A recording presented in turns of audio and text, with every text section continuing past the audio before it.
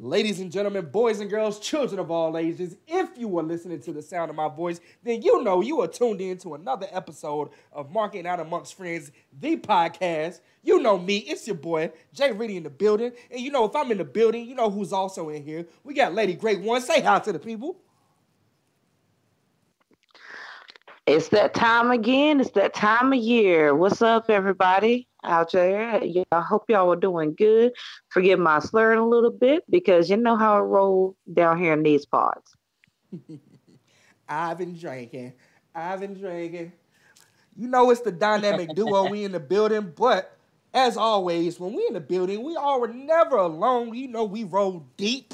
So tonight, even though Mr. VIP couldn't make it with us, we have a special guest in the building.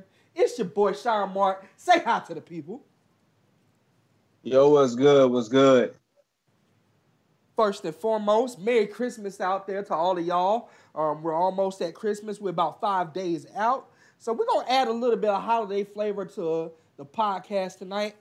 Also, you know, we're going to cover TLC. We're going to give you a little recap. And we're going to talk about the changes that the McMahons are actually wanting to come up with. What are these potential changes and what does that mean for us? But before we get into any of that, I'm going to hit my damn music.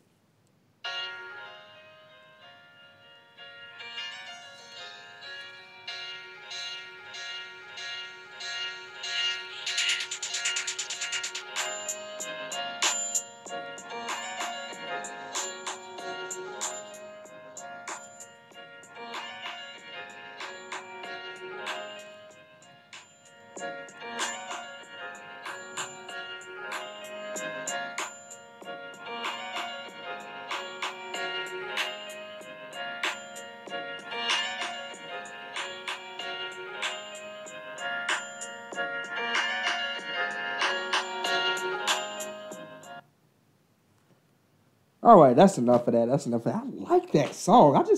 When I hear that song, I just want to crip walk. I promise you, I'm not a banger at all. I just want to walk it out sometimes when you hear that.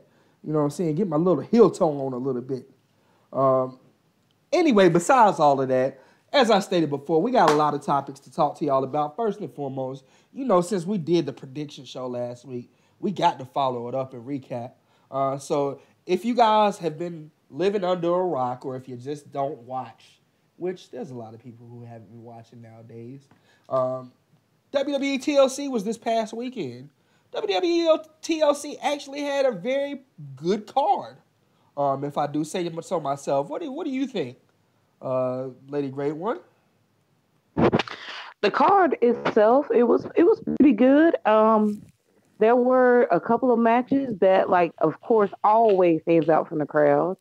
And I was just really, really, really, really happy with the lineup for a change. And there's only one thing I may possibly change, but in the order that is. However, everything went off smoothly, and I was actually pretty hyped for it. Dope. So neither one of you guys got to participate in the show with me and Mr. VIP last week. There was one question that I asked, and I want to resurface this question before we get into recapping the pay-per-view. Do you guys think that the lineup was so good because of Roman Reigns not being present? Do you think that Roman Reigns not being present opens up the roster a little bit? Sean, since you're our guest, I'll let you go first. I don't think so at all. All it did was really allow for another babyface to come to the light, but Seth Rollins was already a star anyway. So Roman being not in the picture really didn't do much, but just make, Seth shine on a bigger stage, you know what I'm saying, in a bigger spotlight or whatever. So it's just one more baby face that they lost, and it was like a significant loss. So I don't think that it made the card better, because I think that if he was actually involved with the pay-per-view, it would have added some more spice to it. But I think the direction that they was going in, people was already kind of predicting what was going on with Roman. So that's the only change that it made. Okay. Lady Great, what you think? Well, yes and no. I say yes because, of course, with Roman being in the spotlight, it doesn't give enough people the shine that they might also deserve to be in the main event picture. However, with the way that everything has been going with the women, and especially them making the women the main event, which thank God finally, like, and it was a great main event. I will say that again. It was an absolutely incredible main event. I don't think you could have got that out of the men as much as you did out of the women because it's such a deep seated rivalry that is like really, really starting to unfold right here before our eyes. And I don't think that putting them anywhere else on the card with who it was would have done them justice because you know how they've been throwing the main event towards the Raw Universal title or towards Roman Reigns. Excuse me, I looked up there. Towards Roman while he was there. So, like I said, yes and no. But predominantly, this card was no offense to Roman, but a little bit better than what I had hoped, at least with the lineup wise. But the show was still great. And Roman, I do miss you. So get well soon. I wanted to go ahead and reiterate that. And I hope you're having a Merry Christmas. Absolutely. I mean, I'm definitely with you on that train. I definitely wish you a speedy recovery, Roman. We definitely do miss you in the WWE.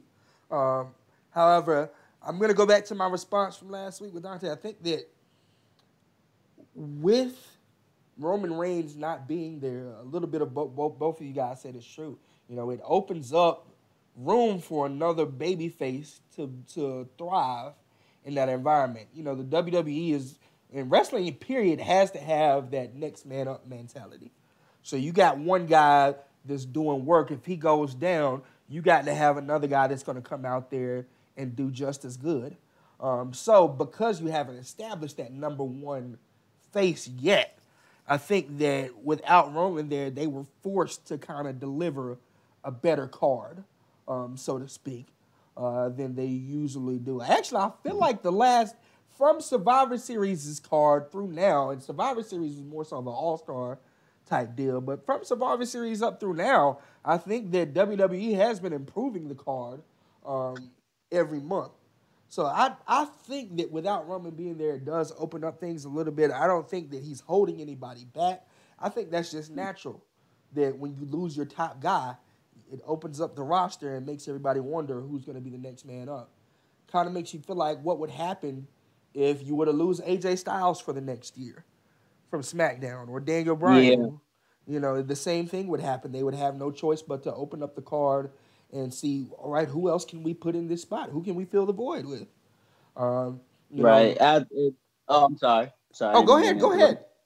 ahead. I think that seeing it from, that point of view, I think that it's amazing how one person going down introduced a new babyface and a new heel all at the same time. Mm-hmm. And with the fact that they all have chemistry with each other, it just makes it just so organic for it to happen because you knew it was going to happen anyway, but you just didn't know how it was going to be.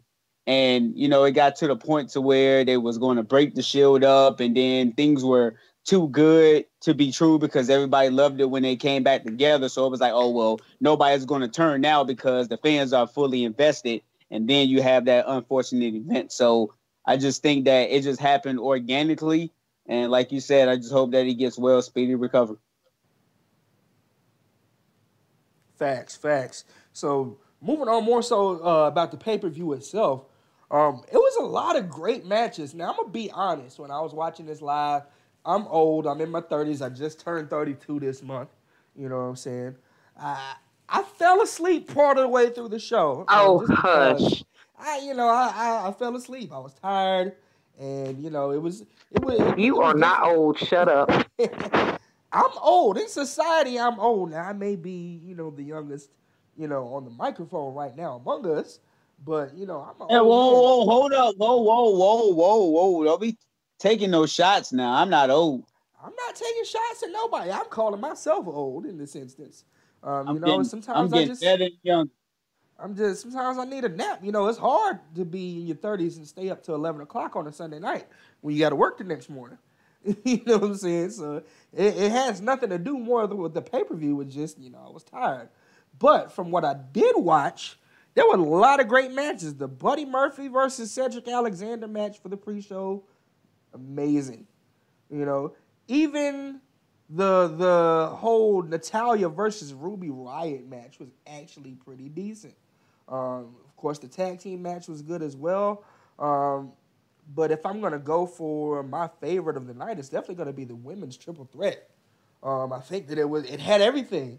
As Lady Great One said earlier, it had the best storyline, the deepest story out of everything that was on the pay-per-view.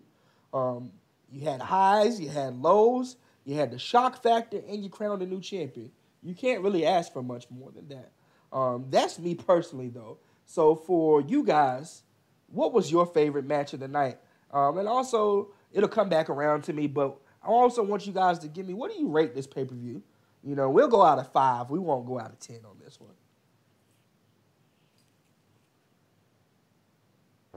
Go ahead, Mr. Mart. You're the guest. You're first. Well, I think that my favorite match of the night was a women's match. I think what I would rate the pay-per-view, just honestly because I was, getting, things situated for the next day work or whatever. I didn't get to see it from, the very beginning or whatever. So from what I saw, just alone, the women's match gave the pay-per-view a 5. So you're going straight 5 out of 5 for TLC. Just off of that one match alone, because it had so many elements in one match. Who would have thought that Asuka was gonna win the title? You know what I'm saying? Nobody. Who would have thought that? I mean, if anything, I would have thought that they would have gave it to Charlotte or whatever. But the women, they took more risk than they've ever taken in most matches. They have basically solidified themselves that women can hang in that style of match. I mean, they've proven that they should get a slot in the main event at WrestleMania. I mean, hands down. Now, I don't know if I would step outside of those 3 women. I mean, if I would put somebody else in that match, I would definitely put Naomi in it because Naomi has that WrestleMania experience or whatever. But if it's not those 4, I don't know who else you would trust in the main event slot at WrestleMania. That brings up an interesting point. That brings up a very interesting point. Yes, I 100% agree with you on the best match of the night by far was the women's match. So, I mean, hands down, to me, like you said everything that I was going to say and everything that I've already said. I mean, it's true. I mean, it had the deepest story. Next to, I should say, the Seth and Dean, because obviously theirs is deep rooted as well. But if you just take in the length that the 4 horsewomen have gone through with, of course, Becky and Charlotte, and not to mention Sasha and Bayley, the 4 horsewomen, that goes all the way back to NXT. But then again, so does the Shield. That goes all the way back to NXT. So I'm not 100% sure of which of the 2 groups started first or which one have actually culminated first. But either way it goes, they both have deep-rooted stories to be told there. So as far as that goes, yes. The story is very, very in-depth, and the matches, both of the matches, were pretty good. Now, I have to say that the women's TLC match was much better than the men's Intercontinental Championship match. I did not really even pay attention to that match as much as I did the other match. I mean, I was in the middle of watching Sunday Night Football as well as watching a pay-per-view, and I had the pay-per-view going on my phone the entire time, but I didn't have the volume on, so especially during that match. I've seen Seth and Dean do it before. but I didn't see Becky, Asuka, and Charlotte do it. So, of course, that was a little bit more of an interest to me. Overall, I give that the pay-per-view a 4 out of 5. So, I mean, really, really good pay-per-view in general. But to go back to what you were saying, Sean, outside of those 3 women, outside of Asuka, Charlotte, and Becky, who else is ready for like a main event at WrestleMania? I could see Naomi because of the experience. Of course, I could also see Alexa Bliss if she's actually going to be cleared to wrestle. I could see her handling the spotlight. Ronda is getting pretty close in the wrestling aspect of it. The promos, some people like it, some people don't. Personally, I kind of like Ronda, but I think she would be better as a heel. She's working the face okay. She's more of a tweener, not really a face. But if she gets Shayna, and that's the person I really cannot wait for. But when she brings Shayna and let Shayna show her how to truly embrace that heel nature, that's where the Ronda I'm ready to see. I'm ready to see this bitch on the planet, not just the baddest woman on the planet. Well, I don't think she personally has a problem with getting over in the heel aspect because they want her to be a face. In the UFC, she was more of a heel just because that was her whole demeanor and all of that other stuff. So she hasn't been asked to do the heel thing yet, but I don't see them being able to get Shayna across as being a true face. So they're going to have to turn Ronda somehow. No, I didn't. I never said I wanted Shayna to be a face. I said I wanted Shayna to help Ronda embrace the true heel. Well, that's what I'm saying. Ronda, by her nature from the UFC, is a natural heel. So she wouldn't have a problem being a heel. They just want her to be a face starting off. So that's why I was saying they'll just have to turn Ronda heel because I don't see Shayna being a good face. So I can totally agree. Yeah, we're saying the same thing. I just think that it'll be more natural for her to let out that badass side because it'll complement Shayna's bad side so well. And the other 2 girls are already heels anyway. So Ronda is the only one that's not a heel.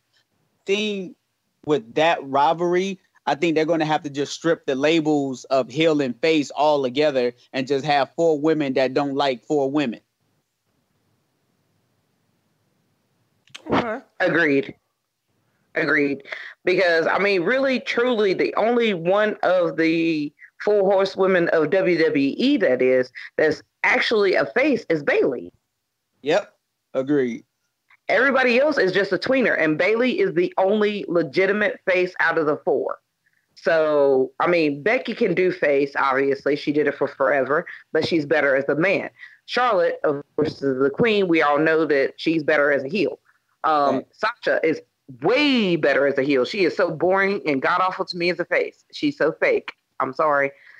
I still have hopes for the Sasha Banks heel turn. I'm ready to see her go back to doing what she's best at. And I mean, I think for them to even make it a really great rivalry, they're going to need everybody at their very best. So somehow I see some kind of influence and see because there has already been a edgier Bayley already just for them being, a tag team or whatever. So I see a lot of great things. So I'm just waiting to see what the next move is going to be. Are they going to cost Ronda her belt or are they going to cost Shayna her belt? I personally think that it'll probably be better for the storyline if they go to NXT and cost Baszler her title because now they go from Becky and her exchanging words on Twitter to now they, getting in her business when she didn't even, throw the first strike. If you see what I'm saying.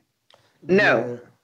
I think that Sasha and Bayley should go and take the title off of Ronda because you're fucking with our girls over here on SmackDown hey, Right, we're still the four horsewomen. I like what you're thinking of, but I'm just saying, let Sasha and Bailey be the ones to do it. because right now there's no gateway story of how those women are gonna get involved from NXT. That's why Well, I wait, was wait, saying wait, if they went to wait, wait, NXT and did something. wait. We'll jump into that in just a second. I ain't get to give my rating yet. Y'all running off into the next topic Hey, sorry already. about that, brother. You Sorry, know my what I'm apologies. saying? My apologies, sir. They say, I'm part of the show too now, y'all. My apologies. Sir. But I'm gonna go with y'all. I definitely am gonna rate TLC high just for the all around match quality. A lot of the storylines that are being developed and a lot of storylines that could be future developed. I'm gonna definitely go the same with Lady Great One. I'm gonna go 4 out of 5 on this one. And it really made me anticipate a lot of what's going to go into the next month as far as the build. Now, similar to what you guys were talking about, there's a lot of ways that we can go from that women's match just from Ronda Rousey being inserted alone. Everybody has been expecting the whole, 4 horsewomen versus 4 horsewomen storyline, and I think that we're definitely going to get it. I just can't wait to see how they proceed with it going forward. But moving right along, Monday night, the Monday Night Raw after the pay-per-view, the McMahon family came out to announce to all of their viewers, well, first and foremost, to apologize, to tell us that, we haven't been really giving you our best. And, this is our fault. We haven't been listening to you. Pretty much a lot of what the internet fans have been wanting to hear from WWE for a long time. And in the words of Sam Cooke, a change is going to come, so to speak. As we saw, they've started already.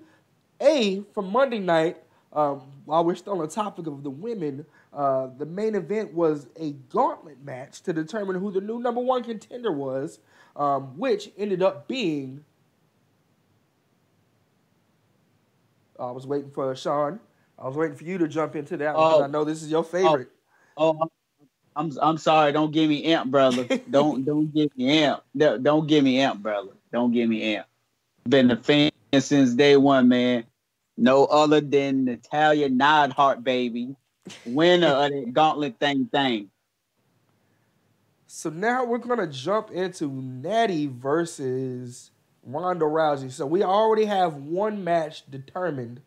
I don't know if this is gonna be for next week or if this is gonna be at the Royal Rumble, but we already have one championship match. No, this is at Raw. Excuse me, I'm sorry to interrupt. This is happening on Christmas Eve on Raw. It's going to be Natalya versus Ronda. Oh, she's losing the belt. She's losing the belt. Absolutely. She's losing that thing. Absolutely. What makes you confident that Natty is walking out champion? Okay, so this is how I see it. First of all, you know what I'm saying? She done had the loss of her father. So this is going to be the first Christmas that she's not going to have her father there. So she's going to be surrounded by a bunch of family. I think that the best thing to, one, lift her morale, two, to put the title on a person that will wear that title with such pride. 3, she's going to be a huge face just because of the story alone. And 4, she has wrestling ability like no other. So, and plus they already have history, you know what I'm saying, with the storyline between her and Ronda Rousey. So if you're going to go and have her to cost SmackDown, women's champion formerly, Becky Lynch, you're going to have her lose her title. It's only right that you go ahead and capitalize now, because if not, then you're going to go to the Royal Rumble where Nia Jax is probably going to be the person to fight her. And, if you're not going to put the title on Nia Jax at the previous pay-per-view, then why wait till the Royal Rumble to do it? So I think that Nia is the biggest heel right now because Alexa's out. She's the biggest heel that Raw has. So who would be the next biggest face if Ronda Rousey is tied up in the storyline? Natalya. So it just makes sense to me that they go ahead and just put it on Natalya. It's going to be a feel-good story. And, you know, the fans are going to be behind that win. And then Ronda, she can just go ahead and slide into this other storyline because I believe now is the road to WrestleMania. And so now storylines need to be already full blast, ready to go, in my opinion. Okay. I can get with some of what you're saying there. I definitely can. For me personally, I don't know if I'm ready to be 100% on the Natty train and think that she's going to walk out as champion that quickly. Now, because of everything that's going on and because of the death of her father, I think that you made a good point, and WWE definitely could go that way in that instance. You know, who knows? We may see an interference. You know, SmackDown's retaliation could cost her the title. But, you know, my question is, if we jump straight into this and we give Natty the title now, and Ronda Rousey jumps into this whole feud with the Horsewomen, where does that leave Natty to defend her title? Who does she defend the title against? Are we going to go Nia Jax again? Is that the only heel we have available? No, you can dip back to Mickey. You can dip back to Alicia Fox. You can dip into, remember, they said that they were going to give us new matchups.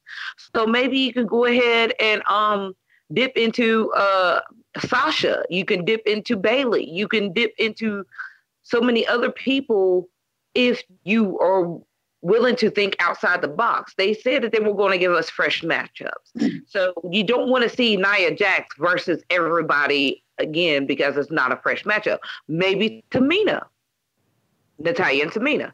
I know it's almost a little bit late to strike on a Tamina championship match, but it would give us a fresh feud and it'd still be another big heel. So all the heels that you named on Raw, you missed the one that I really would like to see get a crack at it. And it's the person the person that Natalya has already been feuding with is one that I would love to see get a heel run. Of course, Ruby Riott. I mean, I didn't think I even needed to explain myself on Ruby Riott. I mean, come on. I think Ruby would make a great heel champ.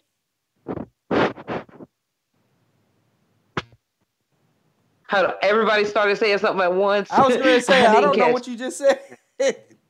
Oh, I said, well, wouldn't that be another good reason for Natty to get the strap? Because now you would have, since you already have them in a rivalry, now you can, because they had some really good matches. So now you can have those really good matches. This could put Ruby Riott in some title matches on some big cards. And now she get to really show off what she can do. Because now she's in that spotlight. And then that probably would be that whole thing to where she can be able to shine. And then her group, I don't know if they can maintain and last, then that's one story. But I think getting her ready for those big stages is exactly why Natty should have the title if they're going to go in that direction. And plus, she'll be in the ring with a veteran and she can learn a lot from Natty. Yeah, so that means that. Well, she's already. I was just gonna say that was the question. So I'm saying if we put the title on Natty right now, you know who she would feud with, and I think the Ruby Riott should be the next in line.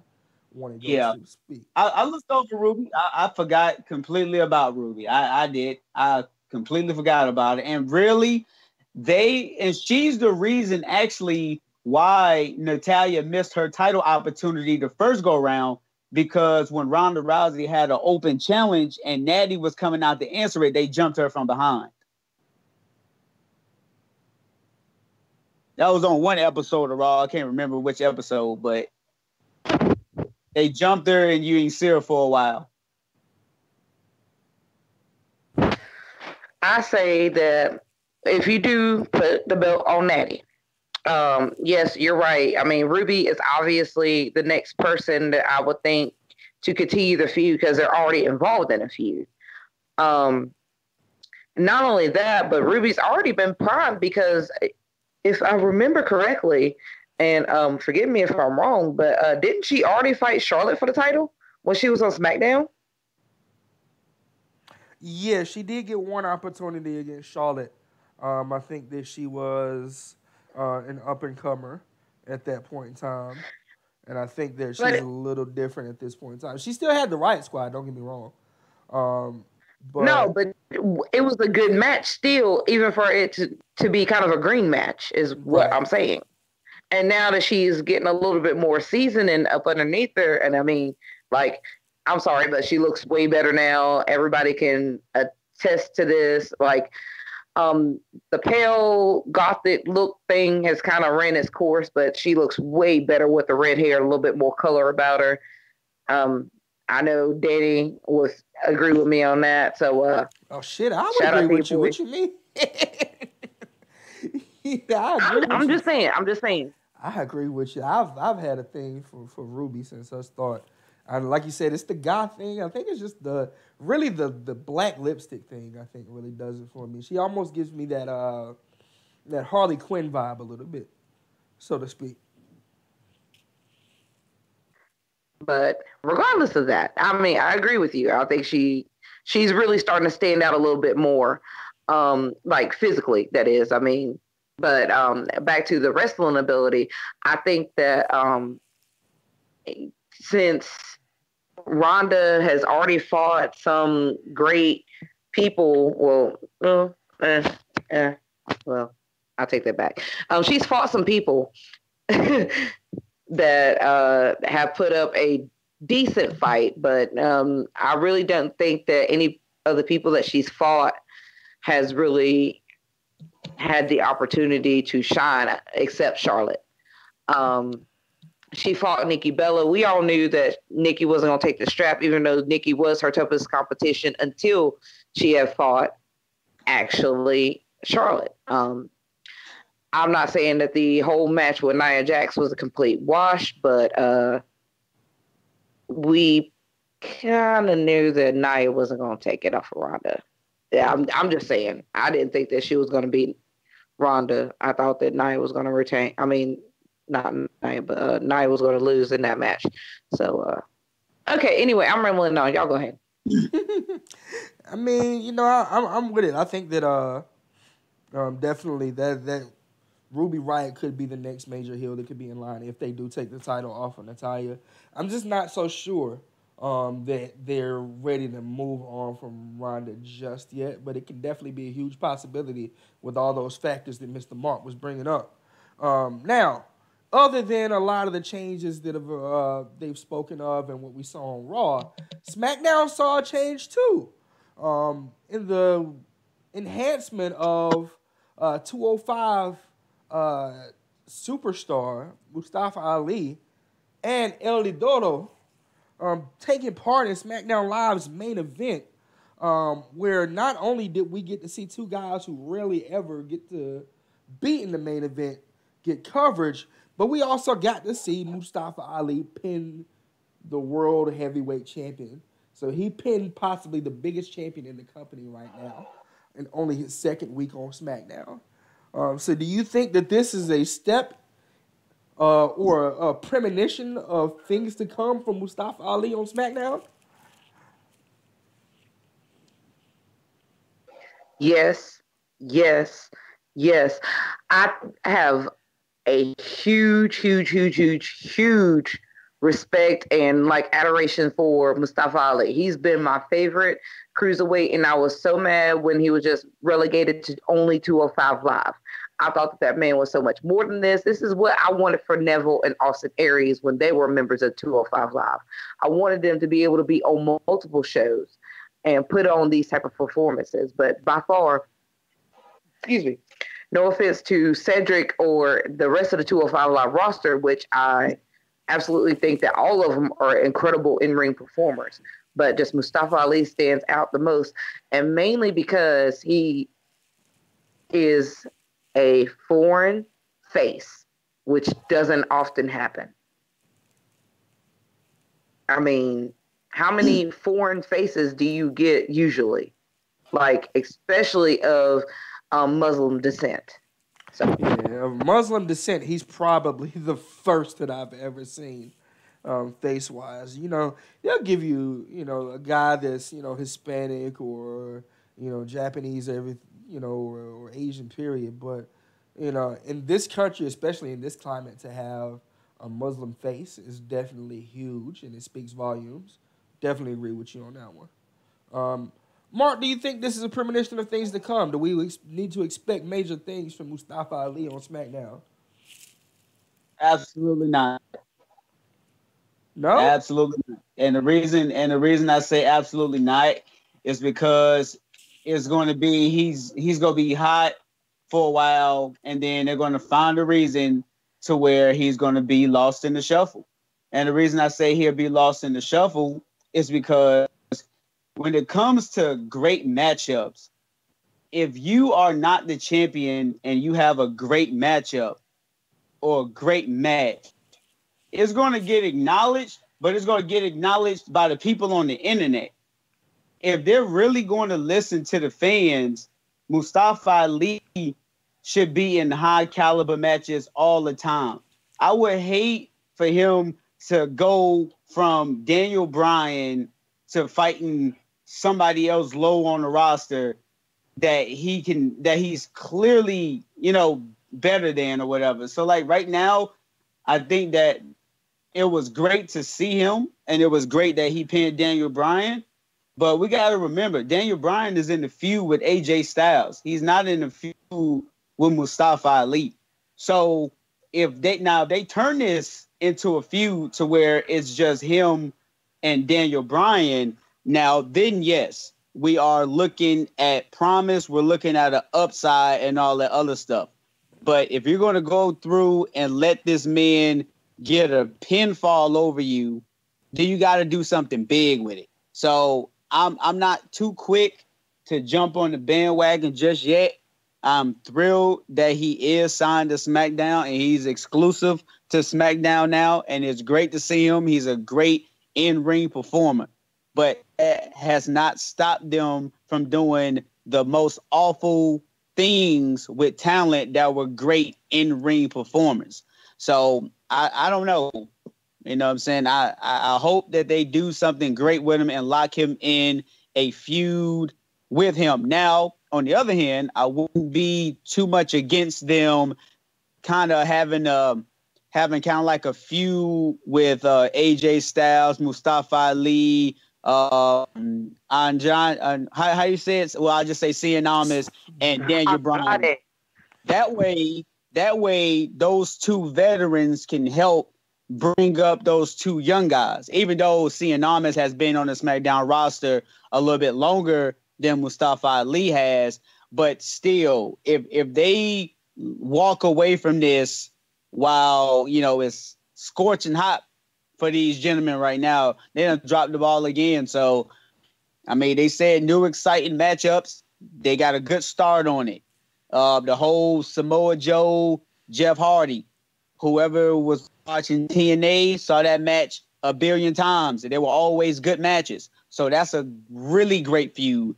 I'm even interested in the Randy Orton versus Rey Mysterio. Why? Because Rey Mysterio is pulling out new moves and stuff like that. That's dope. So if they keep that exciting thrill going on, Ali'll be safe.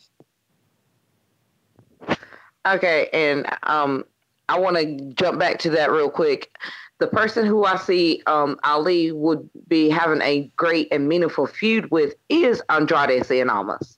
I mean, that's what I see the next feud going in that direction. I mean, how could you not want to take the heat that's already given to you between them two? Because the moments in which they had together in the match, they had such great in-ring chemistry, and I think that it'd be positive for both.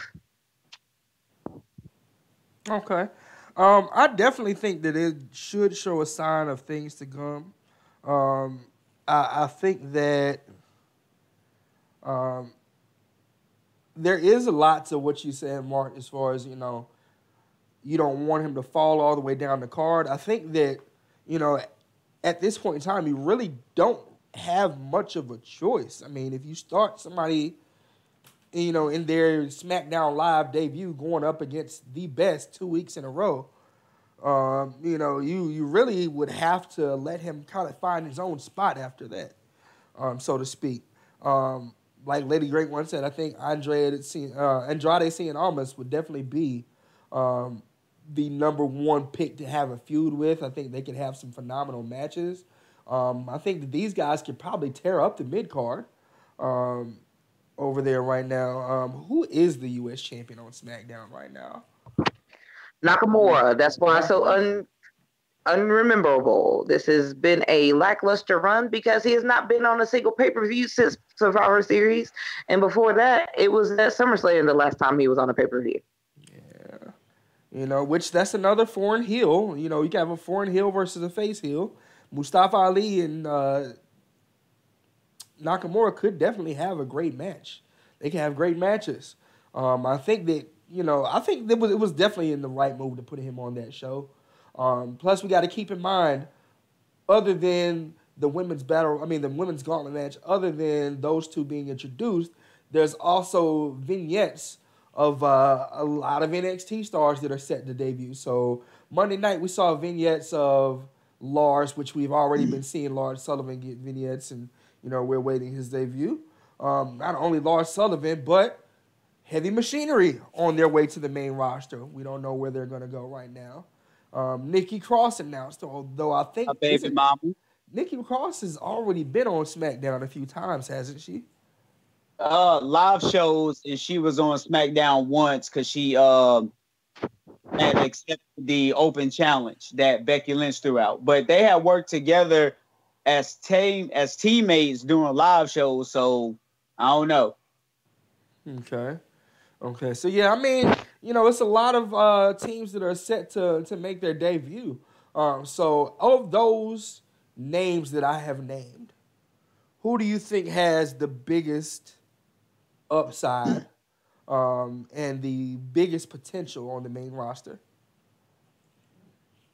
Well, considering that you left off two of my favorite names, you didn't say a damn thing about Lacey Evans, and you didn't say a damn thing about EC3. So, those guys got mentioned too. He had his chance already. Don't do Lacey that. Evans, really? Don't do that to EC3. Eric Bateman already had his time as a superstar. Derek Bateman is done. Derek Bateman does not even exist in this world. It's only Ethan Carter the third. Wait. I'm an EC3 hater. I'm not the biggest EC3 fan, but at the same time, I can't say that you can't give him a shot because he had a shot when Drew McIntyre is back and tearing it up. Hey! You will not put Drew McIntyre in the same breath with that guy. You will. That's no. EC3 carried the whole company. You can't put them in the same thing. EC3 carried the whole company. How hard was it to carry that company? It's harder than you think. Everybody thought Damien Sandow was going to do it, and you still haven't heard anything about him yet over there. So, EC3 made a huge name for himself outside of WWE. I've never discredited him on that, but I'm not a huge fan of his by any means. And, I've had a lot of crap to talk about him when he came back. But what I can say is he definitely did a lot of character development when he left. I give him that. But still, we're talking about Lacey Evans. Why do y'all not like the lady of NXT? Soon to be the lady of WWE. I like Lacey Evans. I don't think she's better than Toni Storm, but I like her. I think that she'll have a hard time finding her way on the main roster immediately. It's just because there's so many talented women that are on the main roster already. Now, not to say that she's going to be terrible or anything, because I think that she'll definitely find her mark, but I don't think that she'll have a huge. I don't think she has huge potential just yet, so to speak. I think she's still green. Like much like Ruby Riott, I think she's still a little green. And I think that we got to see a little more from her before I can put her on that plateau. But I definitely, with the EC3 comment, I definitely forgot about his vignette as well. So you're saying you think that Lacey Evans has the most potential out of those names?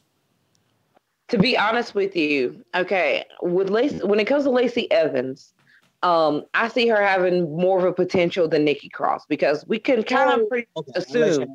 I'll let you talk. Go ahead. Okay. Only reason why I say that is because we could pretty much assume that she's going to go to SmackDown. Now, Lacey Evans, I'm not sure of which one she fit better. I think she fits them both perfectly. Raw is in need of a good heel, but so is SmackDown in need of a good female heel. Yes, we've got women in place to fill that position, but I would like to see the lady take on certain members. Like she can come out and she can go after anybody for any reason whatsoever, regardless of if they're a heel or face, just because she is the lady of NXT. She could pick on Naomi about the glow. Yeah, she could turn around and pick on Natalya because she's too prudish, because a lady does certain things a certain way. And you got to give it down to Paris Island, South Carolina. I mean, come on now. She's just in the next state with us here. We're North Carolina. She's South Carolina. It's all the Carolinas. We're all Panthers fans sometimes. I know you're an Oakland Raider fan, but still, that's neither here nor there. I'm sorry for you. But don't talk about my sorry-ass team because we already know what's going on there. Either way, we're not talking football. We're talking wrestling. Well, go ahead. Oh, no, I was just going to say, but I think that Lacey Evans will fit the mold of what they need for a heel on each show. And she can do the face as well. Okay. So I was just saying, I just want to confirm. So you're saying of those names, Lacey Evans has the best upside and the best potential?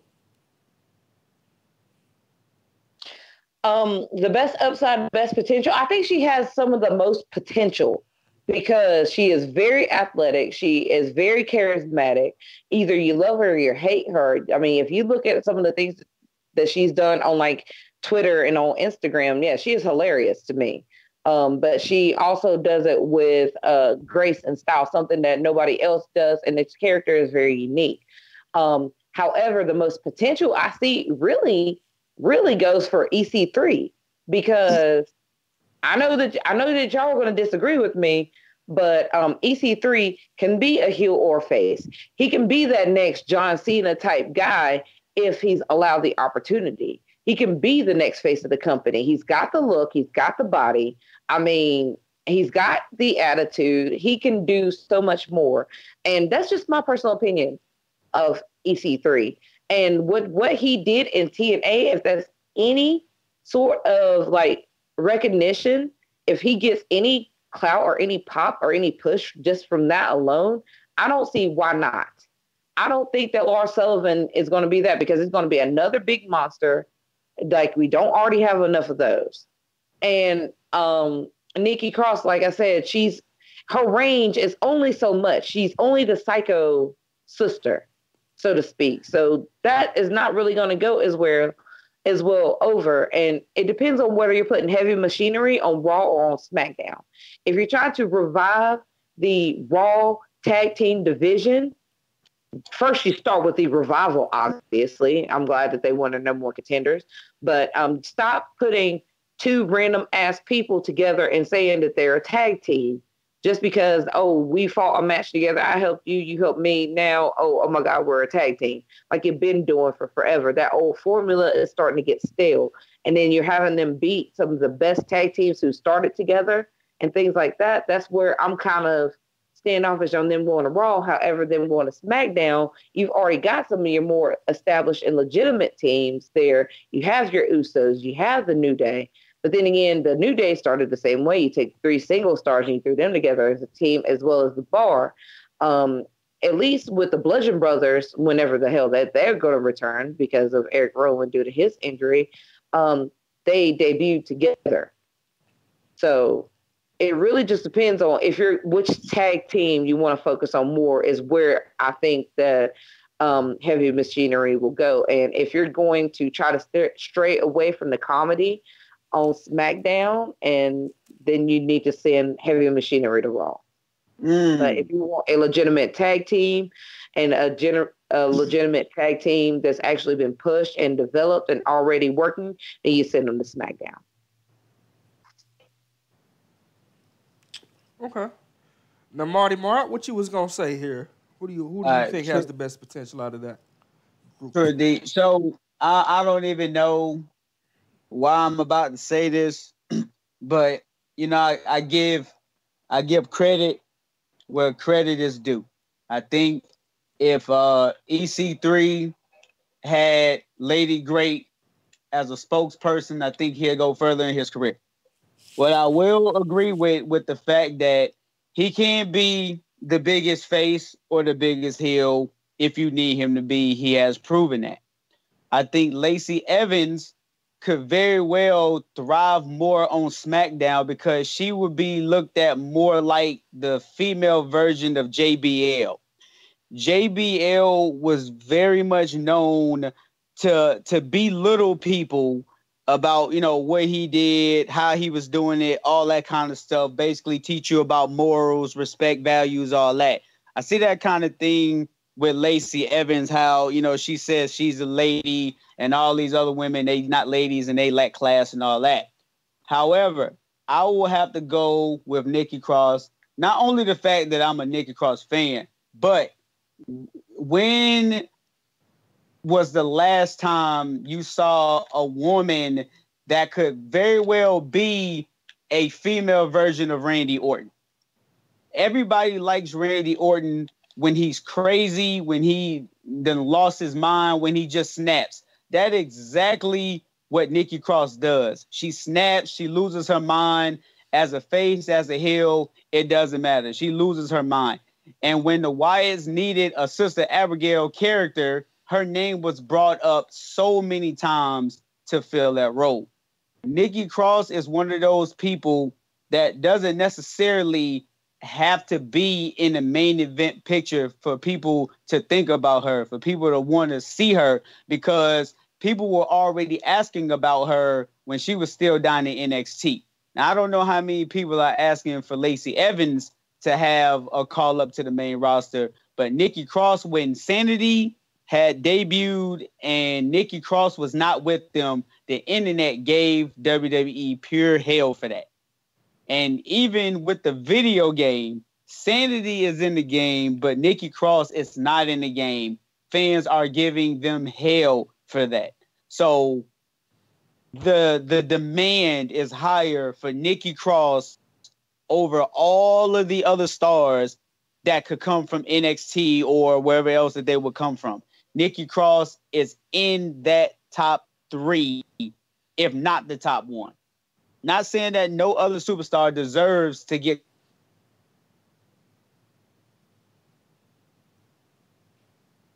You still there?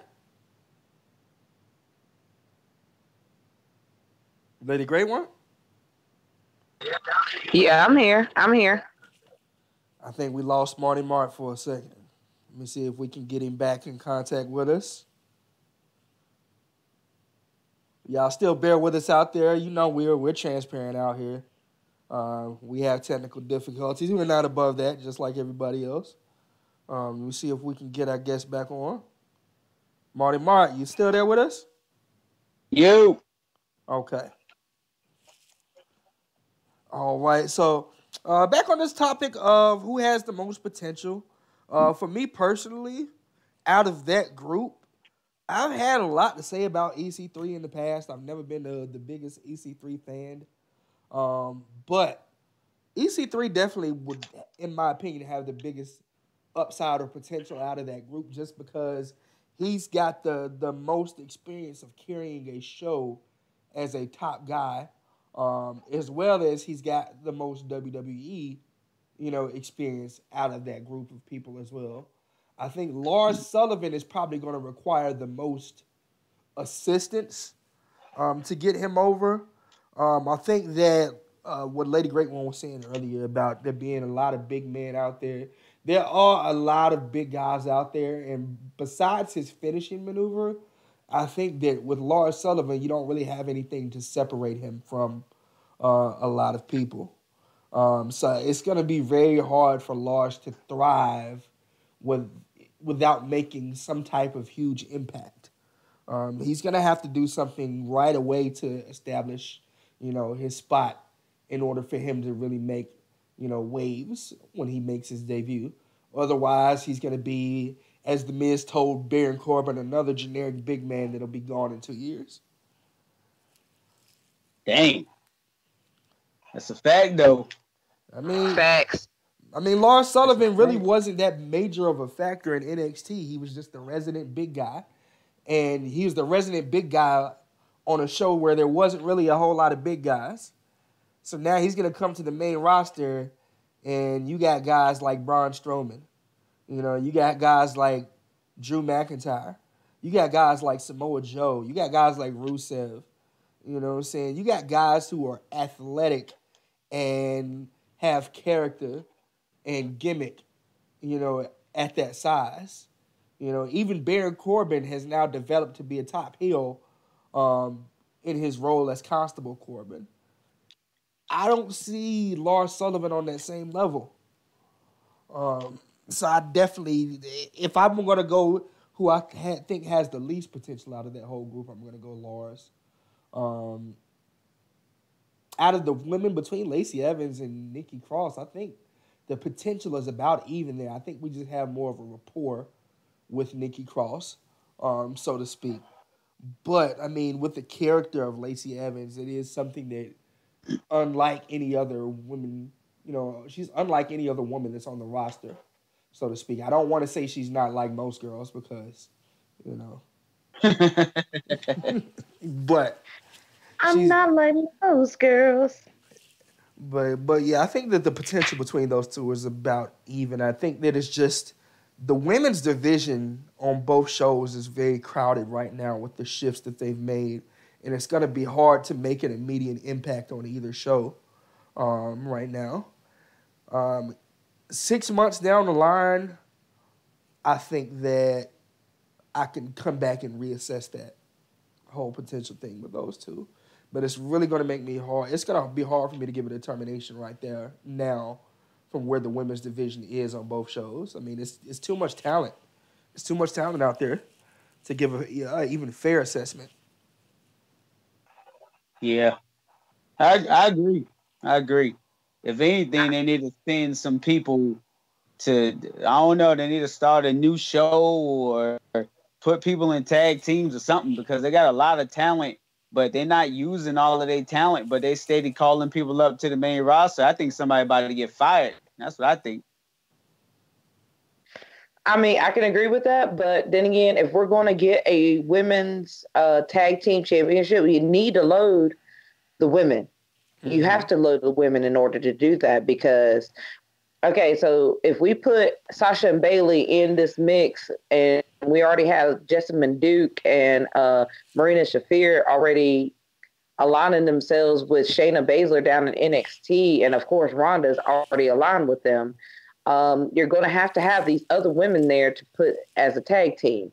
So I could definitely see Lacey Evans possibly going and pairing with somebody like, well,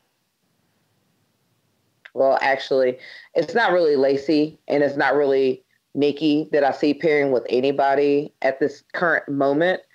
But the person who I think has the most potential in like possibly a tag team women's side of it would be Bianca Belair because I want her and Naomi to tag together. And I think that would be like the dopest tag team of two of the most athletically gifted women on the roster. Why are you in my head right now? Because when you were talking, that was the first pairing I was thinking of. I'm like, if they're going to make one that's not up there right now, I'm going to definitely say Bianca Belair and Naomi need to tag up. I think the whole Team Bad was a fail, and I think Bianca Belair is more of a perfect match for Naomi's personality than anybody else. I mean, like, if you just sit back and you look at the women, you've got great women in NXT UK. You've got great women on NXT, period. You've got great women on Raw and SmackDown. And if you were to take a few of those women, you've already got some teams established. You got the Riot Squad. You've got Mandy and Sonya. I'm not sure if they're just going to push them towards like more of a singles aspect, but we know that they have history and they have chemistry together. If you take out the Boston Hug connection, which is like the first legitimate sort of thing, and you actually put them in a storyline, like really, who else you gonna put together? You put Alicia and Mickey as the veterans. You try to throw Asuka in there with Naomi, but that was only good for a little bit until you really got to re-push Asuka back to the championship picture, and you gave her the title, which is a refreshing change. Not saying anything bad on Becky Lynch, who's been doing this. It's great. And I love the story that Becky and Charlotte are involved in now with Ronda. So I'm not saying anything negative about Becky or Charlotte, and I'm not saying anything bad about Ronda. But for the other women, you've got Ember, who could really use, in my opinion, if you're going back to the Mae Young Classic, if you brought Lacey Lane up, Ember Moon and Lacey Lane, those two together would be another perfect pairing. And I'm not saying because they're both Black women, has nothing to do with race. It has to do with style and to do with character. And those two characters complement each other, just like Bianca and Naomi. Those two characters complement each other.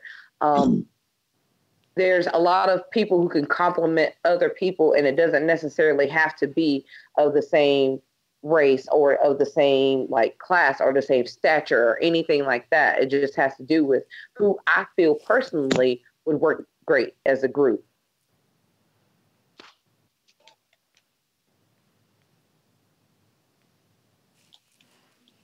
Okay. I can definitely get with that one. I can definitely get with that. Um, so to speak, I am going to move right along into our next topic. I think that we should get a little bit into the holiday spirit. We're all adults here. We know Christmas doesn't really have the same feel to us as it did when we were kids. So I want to step back a little bit into our childhood, so to speak. And I want us to think back. Wrestling is a big part of all of our lives. So I'm sure that some of those Christmases when we were younger, maybe in our, younger years, maybe in the teenage years, there was that one toy or game or something that we got for Christmas that was either really good or there was something that we really wanted. What's something that was like a memorable gift that you wanted or either you got for Christmas? Well, I'm gonna say even as an adult, the one Christmas gift that I've always wanted, I want tickets to WrestleMania. Damn straight. That's my biggest thing. I want tickets to WrestleMania. If somebody can surprise me with tickets to WrestleMania for Christmas or to Royal Rumble or to SummerSlam, just one of the big four, I want to be there live in person. I don't care if I'm up in the nosebleeds or if I'm down in the front row. I just want to be there and to experience everything. I know there is one member among us who has gone to a WrestleMania and they can tell us how awesome and incredible it is, especially because they got to do all the meet and greet and all the backstage stuff and things like that. I envy you, Mr. Mart, on that one.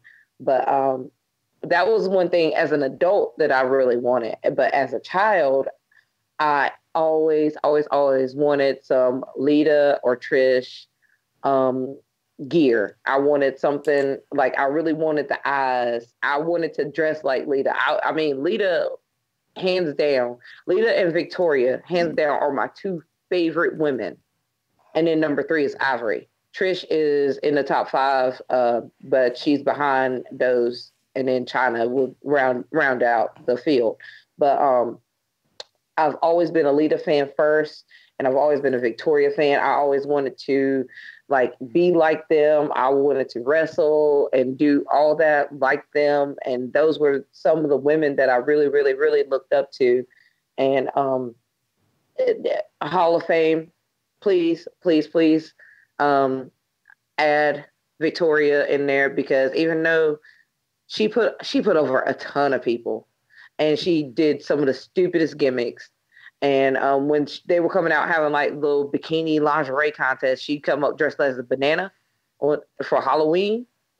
I mean, come on now, like she was one of the prettiest women on the roster, and you had her dressed up like a banana. So that's just my opinion. But for me, growing up, I always wanted some of their gear, and I want to go to WrestleMania. Okay, okay. Mr. Marty Mark, let's think back to your childhood.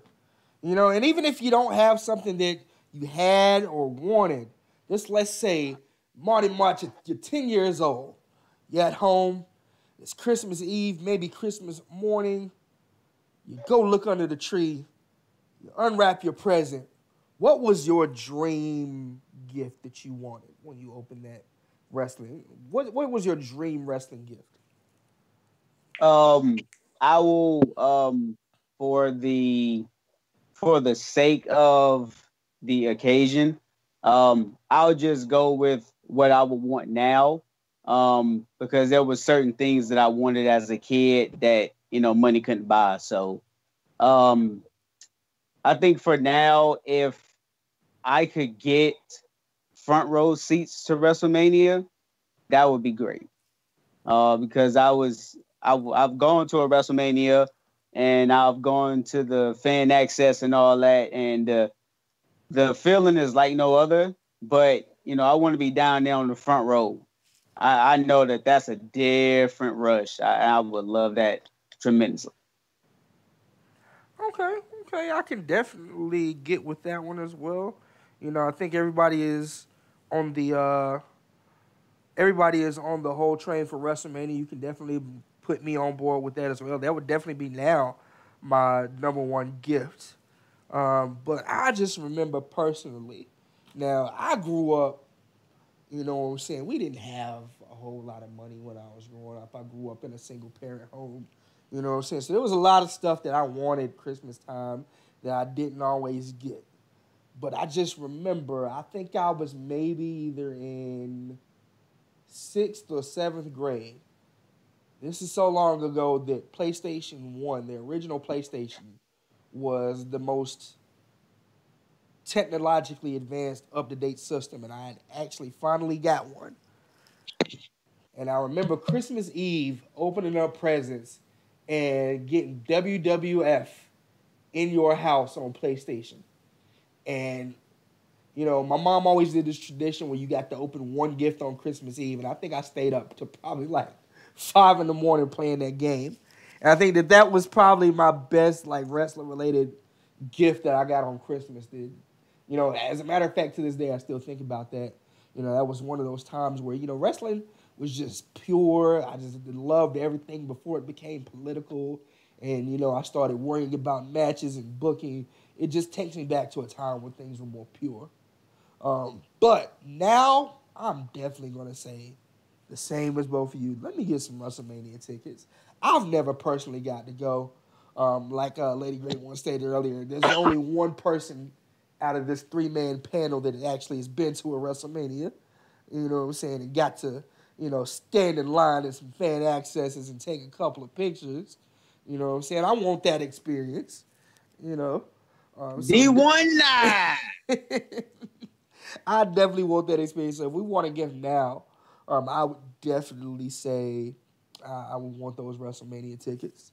So outside of gifts that we've wanted or maybe would want, for this Christmas, this coming Christmas, let's think about all the storylines that are going on, or maybe not even going on right now.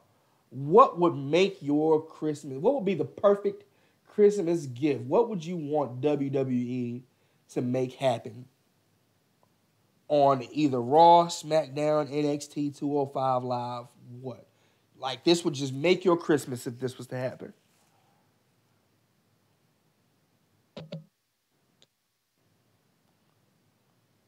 Nobody? Marty Mark? Lady Grey One? Um, go ahead, lady. Well, I didn't have anything. I was about to toss the ball back to you. You asked Oh, such a loaded question here. I don't have a response just yet. I don't think that this would be a shock to anybody when I say this. But if we can get Dolph another title win here, can we go ahead and put the title back on Dolph Ziggler? I don't even know if I'm a bigger Natty fan than I am Ziggler fan. I don't even know if that's possible. I don't even know. But the fact is, the man has taken character that was nothing and still made something out of his career. The man suffered concussions while he had title wins. They had to take the title off of a man because somebody else gave him a concussion. The man shows up, shows out every night, and by goodness, if he had a girlfriend, he'll steal your girl while he's still in the show. MFing America, we need Dolph as champion. okay. So your perfect Christmas gift, Monday Night Raw this coming night. Vince McMahon puts Dolph Ziggler in a title match against Brock Lesnar, and Dolph becomes the new Universal Champion. Book it. Whew. That's a long stretch, but I know if that would make one person happy in this world, I know that would make you happy in this instance. Besides his mom and his daddy, I'm cheering on at home. I will say this. Just to have a full-time champion, full-time universal champion. I don't care if it's Dolph, if it's Drew, if it's freaking Scott Dawson, if it's somebody in the back, if it's the cameraman, if it's Corey Graves, Michael Cole, I don't care who it is. If we had a full-time champion, universal champion for Christmas, that would be awesome. Period. I'm tired of part-timers having to come back and carry the bootstraps because stuff's not going right. As much as I am a huge John Cena fan, I've always been a John Cena fan. I mean, even since he came out as the prototype and he fought Kurt Angle in his debut match, talking about ruthless aggression, and that's what he has. I've been a John Cena fan. I don't want to have to keep relying on John Cena.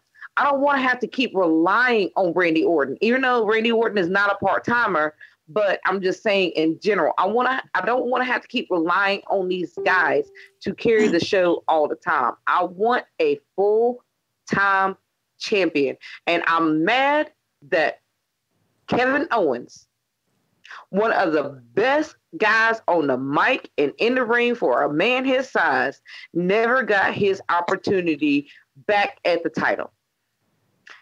That would be my Christmas present. Have Kevin Owens come back and win the title because he truly deserves it. Okay.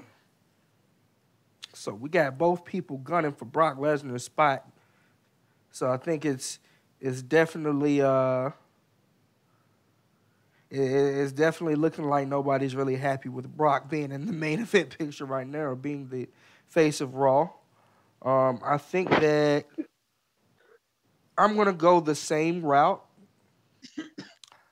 And honestly, the best Christmas gift on me, if I turned to Monday Night Raw this coming night, the best gift that Vince McMahon could give me is to make Braun Strowman the Universal Champion.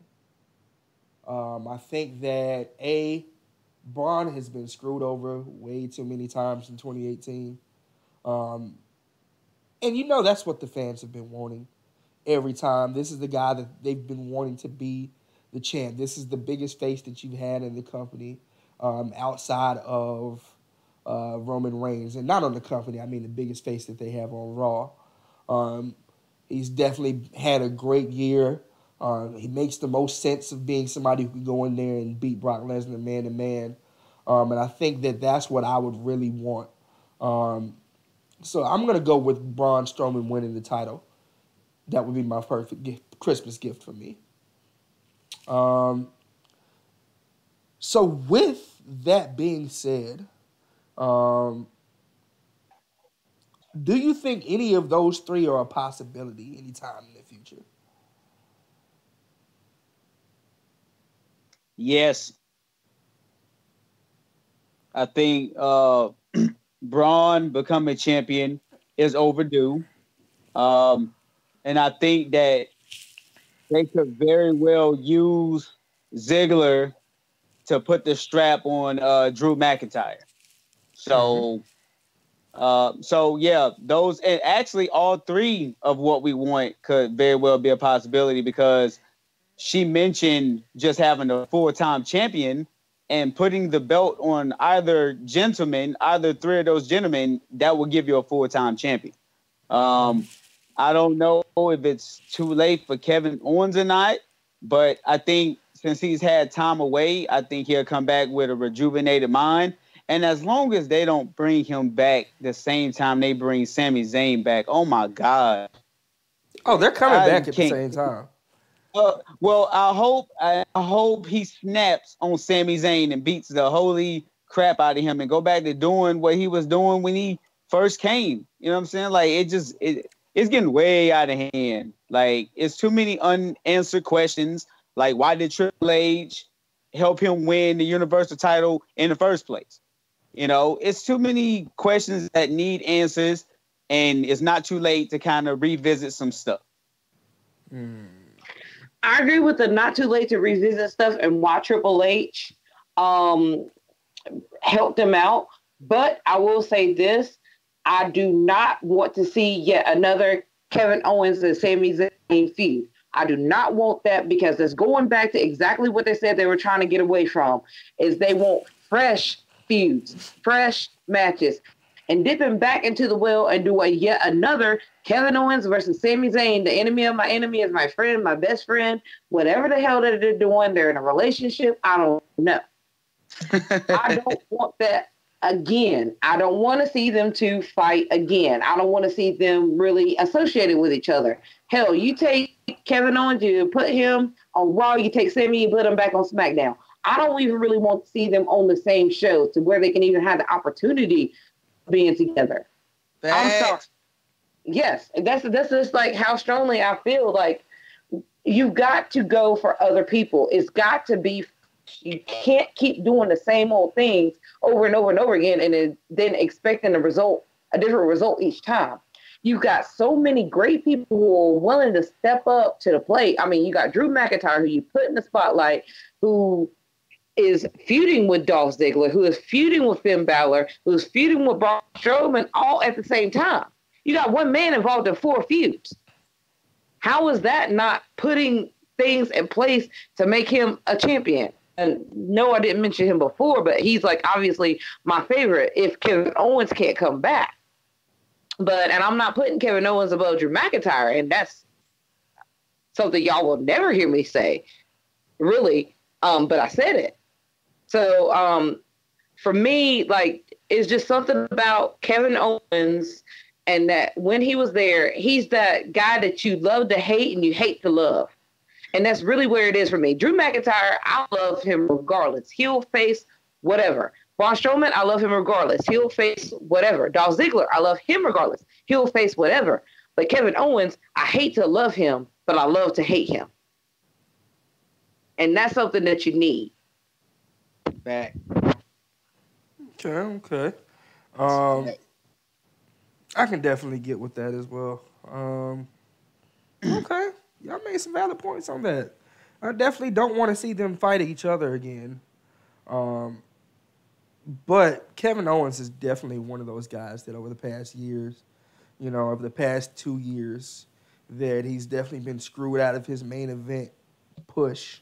And he's definitely somebody who needs to be back in that spotlight, whether it be on SmackDown or Raw. That's definitely the next heel in line that needs to be, the top heel, so to speak. Or as a matter of fact, I would love to have him and Samoa Joe on a feud. For some reason, I've always wanted Kevin Owens and Samoa Joe to feud on the main roster. And I know it's 2 heels and it wouldn't make sense. But goodness, the athleticism and wrestling ability of both of them would be immense. in a one-on-one match, and that's why I would definitely want to see both of them. But besides that, I'm gonna hit you with one more Christmas topic before we wrap everything up, so to speak. See what I did there? Rapid gifts. I Made did it that. funny, but we're gonna end it on a lighter note here for this one. So since we talked about what our perfect Christmas gift would be, we talked about some of the gifts that we want and some of the best gifts we may have had when we were kids. Um, Big part of Christmas, the mistletoe. If you could pick one WWE star to share the mistletoe with this year, who you picking?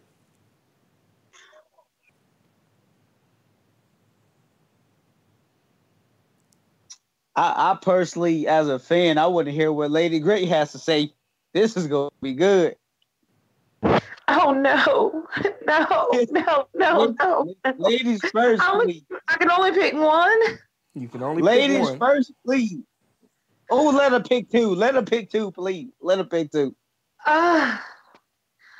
Well, I mean, I was at like Yeah, 6. so she just I got melted like over there. Yes, she did. Shut up. Shut up. I got like 6. I mean, come on now. There can only be one. Let her get two. Let her get two. You know what? In the spirit of Christmas and in the spirit of giving, Yes. and sometimes receiving, Yeah. I'll go ahead and let you pick two. Well, I'll start off with this one. Number one, first and foremost, because of everything that's been happening this year and everything that's been going on, I have to stand underneath the mistletoe with Roman. I knew that was going to be the number one pick. I felt Have to. Yeah, I mean, can we go into why? Can we go into why? Give us a little bit of why. okay. Well, number one, he's fucking gorgeous as hell. I mean, obviously. I mean, that's number one. I mean, number two, he's a great father. I mean, like you see him and he's playing with his little girl and he's like, you could just see his eyes light up anytime he's talking about his daughter. And Joe, the man, is really that type of guy that like every woman wants to have. Like, okay, you're good looking, you're a good father, you're a great supporter. You just seem like you're just really, really, really awesome guy that everybody wants to get to know. So it's not the physical really that attracts to it, it's the mental. And just like there's nothing sexier than a man who wants to take care of his children, to me. But then number two is going to be the exact opposite of that. Seth Rollins? No. Oh, really? No. Number two is going to be John Cena, the man who doesn't want kids, the party boy, the man who doesn't want the commitment. It's just like, okay, I just want a good time. And I'm willing to be that good time girl for him. Oh, my gosh. Hey, you only gave me 2 options. I mean, there were some honorable mentions there. Drew McIntyre, Seth Rollins. I think you like I said, there's a ton of honorable mentions. Mustafa Ali, definitely. Andrade Cien Almas is another honorable mention. I mean, I can go on and on and on. Hell, actually, Charlotte is one of them. Oh, okay. Yes. It's getting good. I don't think Charlotte's getting under my mistletoe. You might not like Charlotte, but I like Charlotte, and there's just something about Charlotte. I mean, I think she's absolutely gorgeous to me, and Ruby will be another one underneath my mistletoe. But still, I digress. Charlotte just looks like Rick. I appreciate the obscure beauty. I don't have to have Alexa Bliss because I think she'd be too high maintenance. But anyway, let me stop. Let me stop before I say some other stuff and we get into a whole nother conversation. But Charlotte ain't nothing but about an hour and a half away. I saw the ESPN ad. I saw her posing nude, and I must say that is a gorgeous, muscular, tall, beautiful, blonde bombshell. Talk about it. I'm sorry. She may not be the apple of everybody's eye, but I think Charlotte is absolutely gorgeous. Fact. So, and I wouldn't mind having a little ratchet underneath the tree with Sasha too. Talk about it. I'm just saying. All right, so I'm done. Y'all choose. I was gonna say you done named about 10 at this point. She had a whole Royal Rumble under that tree. I didn't give you my women. I did not give you my women. That's what it was. I gave you my men, but I didn't give you my women. You went through a gauntlet at that one. You know what I'm saying? Hey. For me personally, and I'm gonna pick 2 just because we set the bar up a little bit. Take 3 if you want to. I'm gonna pick 2. The first pick is gonna go to another Samoan since we starting off with Samoans. I gotta start off with Nia Jax. First of all, I follow Nia Jax on Instagram, and I think she just takes some of the most beautiful selfies in the selfie game. And then, first of all, and second, she's not like most girls. You know what I'm saying? Of course, you know me. I'm a hefty guy, and I like them hefty. You know what I'm saying? So I'm going to definitely put Nia Jax on number 1 on my list. You just like the swerves and curves. Come on now. You like swerves and curves. Always. I had to hit with that. Come on now. That's my catchphrase. I had to say it one time on this show. You don't buy a car just to hit the straightaways. You buy it to bend the curves. You know what I'm saying? Hey, talk about it. You know what I'm saying? But outside of Nia Jax, if I'm going to go outside of Nia Jax, my strong number 2 right now is probably going to be Naomi. I would have put Ruby Riott in there, but it's just that with Naomi, you've been fantasizing about that one for a long time. And, no offense to the Uso, my Us out there, but, it is what it is. Those are my top 2 picks. Mark, go ahead and close us out. What 2 would you have? All right. First of all, I'm going with Mickie James. Number 1 on the list. Mickie James has not lost a single step. Then had a baby. Came back wrestling full time, looking all sorts of great. And then for number 2, I'm gonna have to go with Natalya. I knew. I gotta. Before you even said it, I knew you too.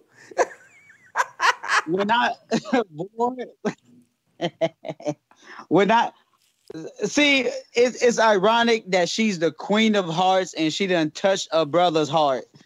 It is past the point to where she fine in all kinds of ways. And one thing that I really love about her is heel or face or whatever that, she's portraying.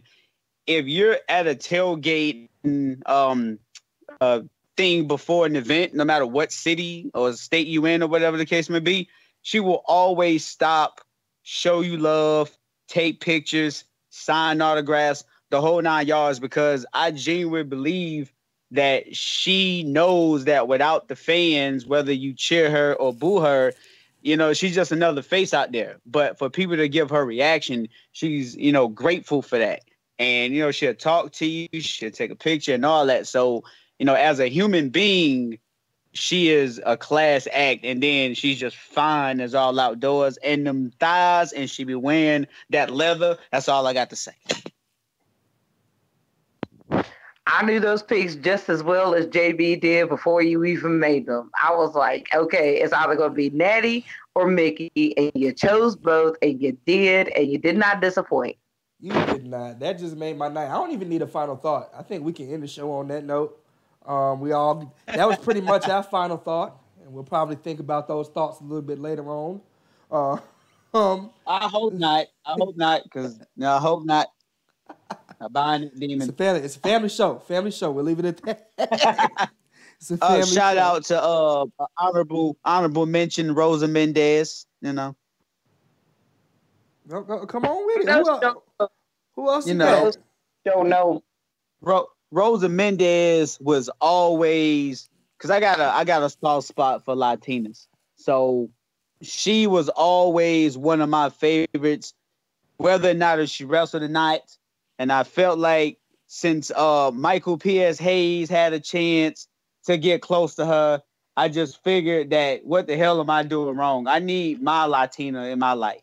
You know what I'm saying? And of course, Charlotte can get it too, but that's neither here nor there.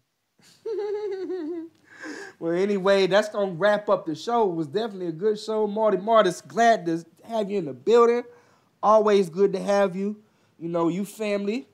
I've known you for years outside of this show. I always tell folks blood couldn't make us any closer. So anytime you ever want to be on the show again, you're invited. Since I got you on the show, for all of those who out there listening, since we got Marty Mart on the show, shout out to Team Envy out there as well. Shout out to your boy Wax. You know what I'm saying? Shout out the whole Team Envy, all out there doing your thing. If you haven't heard, you guys go out there and listen to their fire single, Have You Ever? Other than that, this has been Marking Out Amongst Friends, the podcast, and we are out. And I'm going to once again hit my damn music.